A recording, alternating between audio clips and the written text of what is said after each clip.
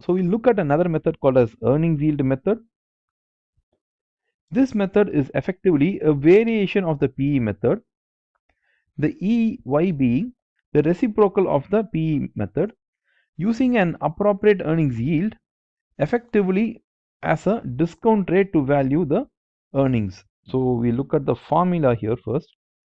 Exactly the same guidelines apply to this method as for the PE method.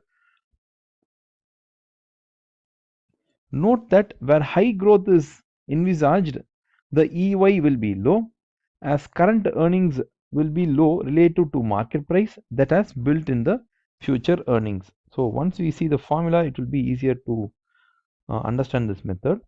A stable earnings yield may suggest a company with low risk characteristics. We look at the formula. So this is a formula here. Earnings yield can be calculated like this. Get the earnings per share divided by the market price per share. So this is nothing but the P ratio. So P ratio worked like this.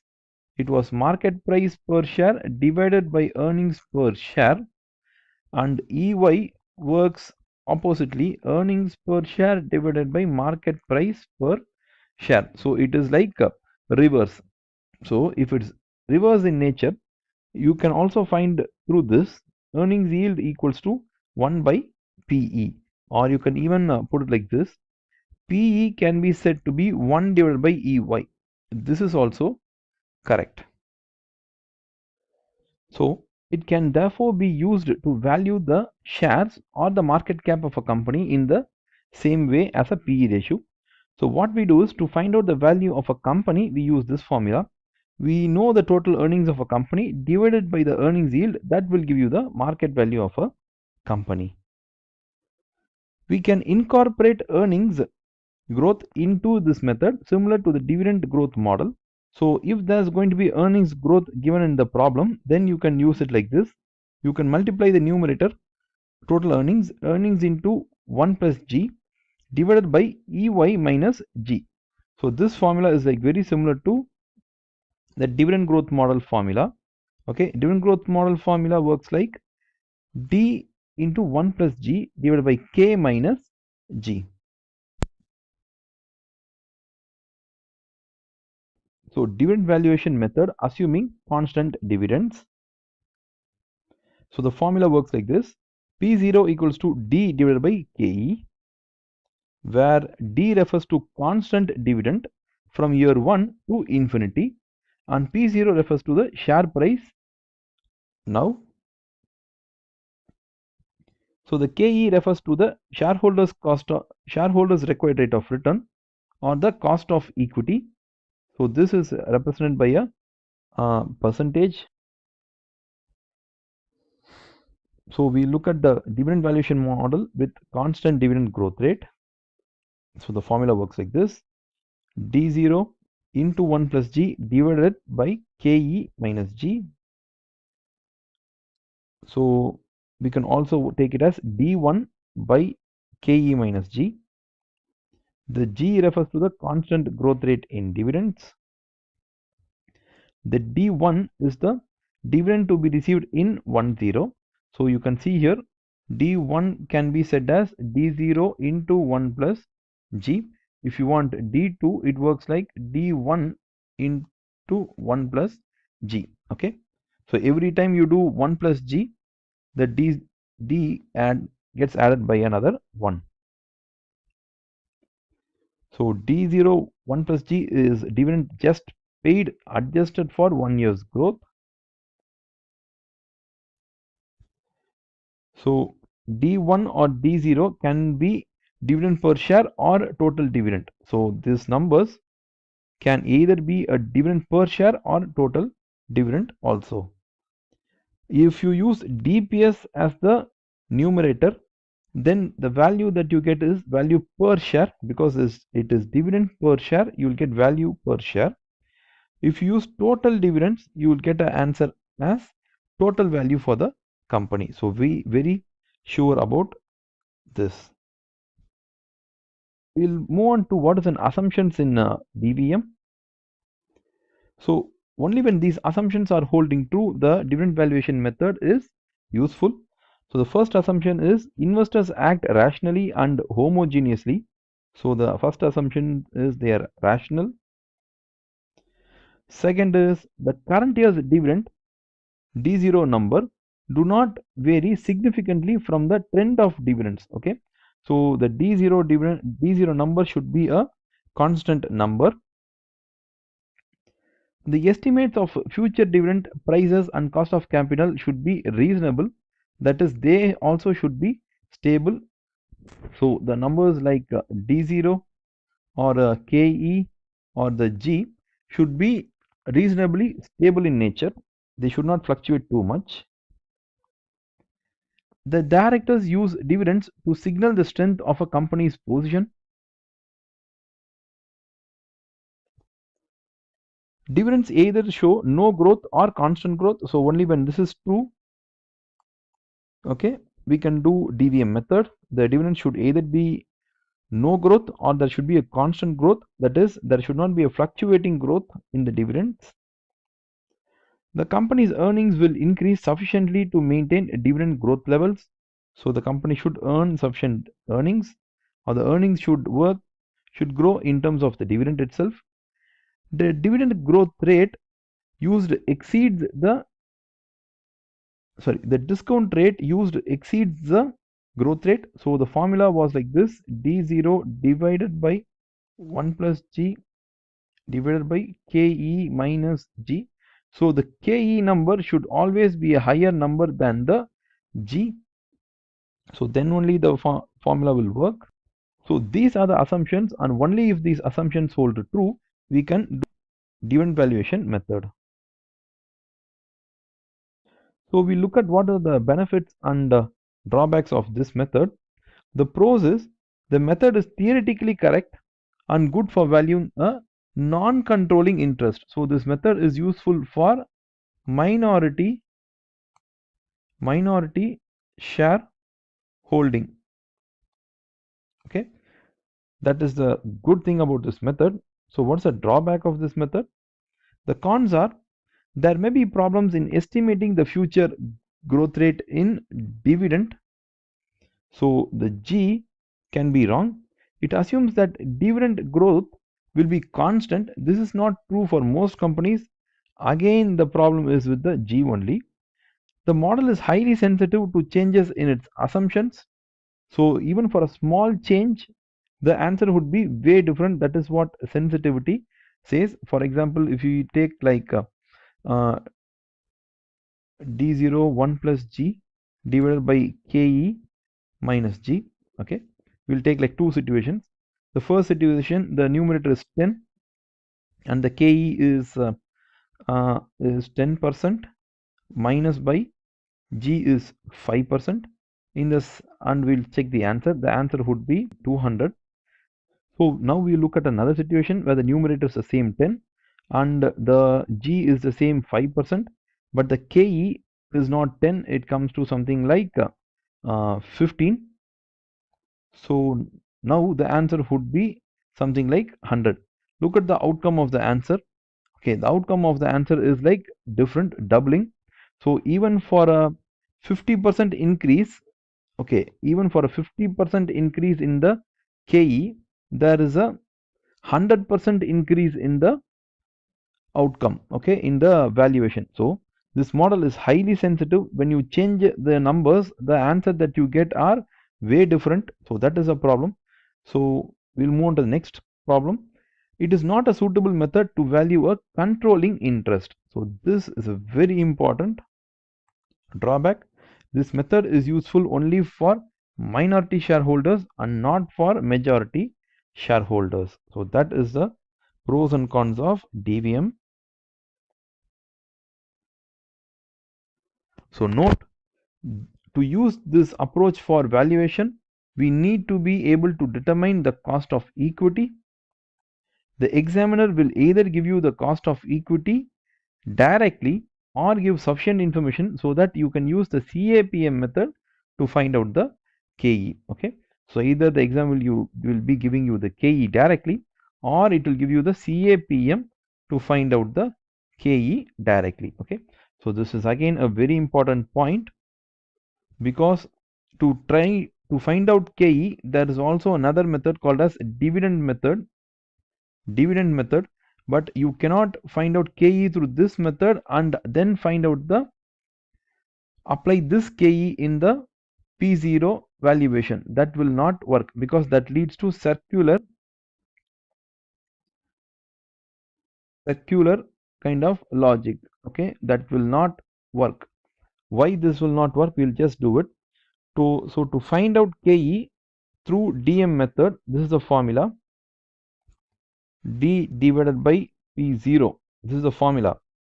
Then to find out P0, the formula is D divided by KE. Okay, so to find out the first one, to find out the KE, you did this, and to find out the P0, you did this. You took this number and divided, and again you got P0. But this P0 itself is from here. So it is a kind of circular logic. So that will not work. So in the examination, either they will give you the KE, okay, or they will give you the CAPM to find out the KE. With this KE, you can apply this formula. Once you apply for this formula, you will get the answer. So dividend you know, KE you know, you just need to find out the P0. Okay, so that's how this method works. So we'll move on to a quiz. In relation to using the dividend growth model to value Tulip Co., which of the following statement is correct? So this question was asked in June 2019. So which of the following statement is correct? The model assumes that all shareholders of Tulip have the same required rate of return. Only when that is the assumption, we can get an answer. So the following statement should be correct. The model assumes a constant per share and a constant dividend growth for Tulip Co. The model assumes a constant dividend growth rate.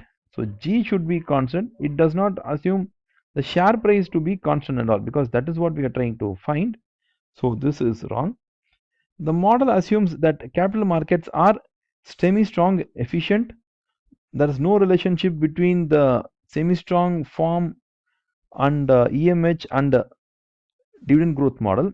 So dividend valuation method and EMH are not related and all. They are not related. So this is wrong. The model assumes that Tulip Co's interim dividend is equal to the final dividend. No, there is no assumption like this. Okay, so it usually takes all the dividends into account. It takes the final dividend plus the interim dividend as the total dividend. So this is wrong. So the answer should be A, and the answer is A. Okay, so be very strong with the assumptions part of DVM. So we have another quiz. Constant growth dividend valuation model is applicable to which of the following companies? So this model is applicable to which company? Does it apply to a steel manufacturer? See, only when the dividends are constant and they are growing, you can apply this method. A steel manufacturer has a volatile earnings and dividend, so for them it's not applicable. A producer of branded chocolates, yes, it can be applied, because their earnings are always stable and their dividends are also stable. For them we can apply. A social media company listed 2 years ago, there's no sufficient dividend pattern from which we can find out the G. So G cannot be find out in a company which is just listed 2 years ago, and that too it's a social media company. So their earnings should be volatile. So their earnings are volatile, and the dividend pattern and growth in dividend is not able to be found. So again, this is wrong. So the answer should be B, and the answer is B. We have one more quiz. Again, it's a September 2016 question. Which of the following statements about valuation methods is true? So it talks about all the valuation methods which we've discussed till now. The earnings yield method multiplies earnings by the earnings yield. The answer is no. So to find out the value of a company through earnings yield method, we took the total earnings divided by the earnings yield percentage. So it is divide, not multiply. Okay, it is divide. So this is wrong. Equity market value is the number of shares multiplied by share price plus the market value of debt. No, we have not discussed like that. So the market cap of a company is equal to the number of share multiplied by the current market price. So that was what is the formula. There's no logic about having debt and all. So this is wrong. The dividend valuation model makes the unreasonable assumption that average dividend growth is constant. No, that is a reasonable assumption and it makes that assumption, only then the answer is correct. So this is a correct one. So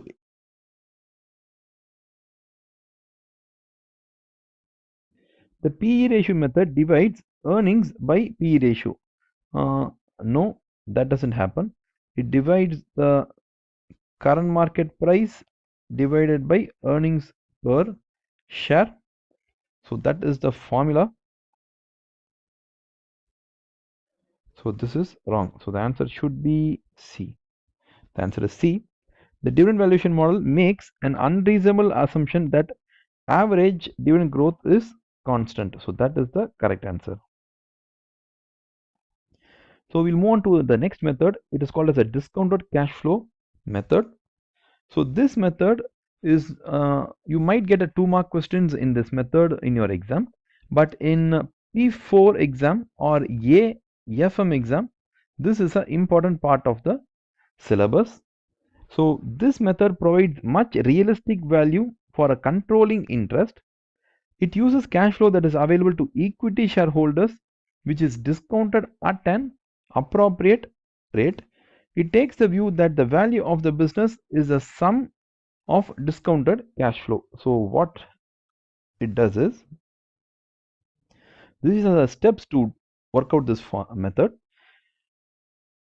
Identify relevant cash flows excluding financial cash flows. So find out what are the cash flows which are occurring for the equity shareholder, and you have to consider the operating cash flow, tax, any synergy, everything you have to add together.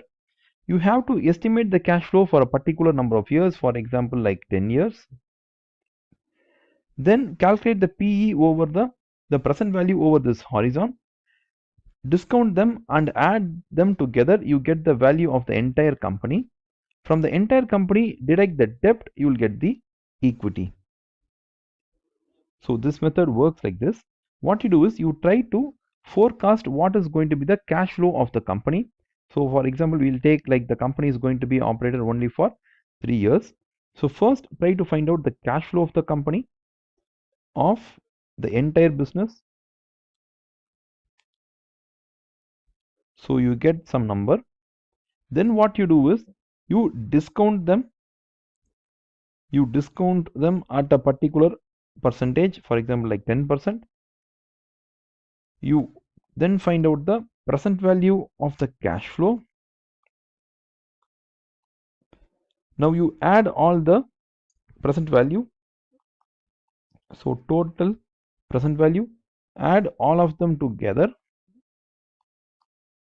So you add them, finally you get the total present value of the business. From here you deduct the debt, you arrive at the equity value. So this method is one of the most best method to be used, but again this method suffers from a few drawbacks. We'll look at what are the good things and the drawbacks in the next slide. So advantages, this is one of the theoretically best method. It can be used to value a part of a company. Weakness is it relies on cash flows and discount rates, and both can be unavailable and you only have to estimate it. Difficulty in choosing a time horizon. The value of a business changes with the horizon you select. For example, if you choose 5 years, the value will be different. 10 years value will be different. 15 years value will be different. So that is the difficulty in choosing the time horizon. Difficulty in valuing a company's worth beyond a period. So after the 15th year, what is the value of the company if it is still running? That we never know. Assumes that discount rate, tax, inflation are going to be constant in this valuation period. For example, if you're going to value a company for 5 years, we assume the discount rate, the tax rate, the inflation are going to be constant for this 5-year period. So these are the weakness of this method. So we have discussed all the methods in our syllabus. So what we'll do is we'll try to find out a overall view about all the methods. The different methods of valuing a business will give different values for the same business and are suitable in different situations. So each method is suitable for a particular situation and each method will give you a different value.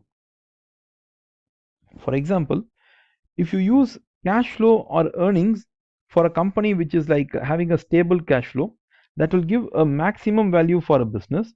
For the same business, if you use NAV method as a basis, it will give you the minimum value. If you use a dividend valuation model, DVM, it will give somewhere between the two. Okay, it will give you a value between the two. So you can put it like this. A seller, a company which tries to sell its company to another company, they will try to value themselves on the basis of cash flow because that is what gives the highest value. A company which is trying to buy another company, they will try to value the company based on the NAV. So the value of the company is something like a negotiation between the two companies. So one company will say, give me 100 crore. The other company will say, I can give you only 10 crore. So somewhere they have to negotiate and settle at the value. So the real worth of a company we'll discuss in this slide. See, valuation is an art, not a science. So you won't get any exact answer like science formulas. You will only get an appropriate answer based upon the assumptions. Your answers will also differ. The real worth of a company depends on the viewpoints of the various parties. So what's the real worth of a company? It depends upon the valuation method and the person who values it. The different methods of valuation and assumptions made will give widely differing value for the same business. High or low value depends on the viewpoint of the negotiating parties. It is important to explain this in the examination and show the examiner that you have understood the valuation is a subjective exercise. So there is no like exact answer. Based upon the assumptions, it can change. Based upon the viewpoint, it can change. Based upon the stakeholder, it can change. Okay. So you have to explain this in a exam so that it ensures that you have a good knowledge about valuations. So debt valuation, we'll just have a few note. So debt is always quoted at 100 per nominal. Debt can also be quoted as a percentage. For example, if it can be told as 97% or it can be told as $97. Both mean that $100 is the nominal value and 97 is the market value. So the nominal value will always be 100. Interest on debt is stated as a percentage of the nominal value. This is known as the coupon rate. It is not the same as the redemption yield or debt or the cost of debt. Okay, so assume that you have a bond. The bond will have a coupon rate. What is coupon rate? Coupon rate is the number or the percentage which is printed on the bond paper. So that is called as the coupon rate. Okay, so if it's printed as 10%, the company will always pay you 10%. But there's another numbers like called as uh, redemption yield or the market interest. This number can be like 12%. So don't confuse between what is printed on the bond. What is printed on the bond is the coupon rate. What is the market rate is the current market rate in the market. For example, if you have bought gold being like 2000 rupees, but the current market value of the same gold would be like 3000. The similar logic is what we trying to apply here. So we might, there is also a rate called as KD, okay, cost of debt. That is a different rate. Okay, so don't confuse between these three terms. The examiner sometimes quotes an interest yield defined as the coupon or market price. So interest yield is nothing but another percentage. So you take the coupon interest divided by the market price of the bond. So we should also use X interest price rather than the cum interest price. So what is X interest price? X interest price is the cum interest price minus the interest. So that is what you should use for debt valuation. So now we look at valuation of debt and preference shares. So preference shares are valued like this: P0 equals to D minus KP. Irredeemable debt is calculated as interest before tax divided by KD before tax. Or for irredeemable debt, we have a table like this. We have to use the table to value redeemable debt. So for convertible bond,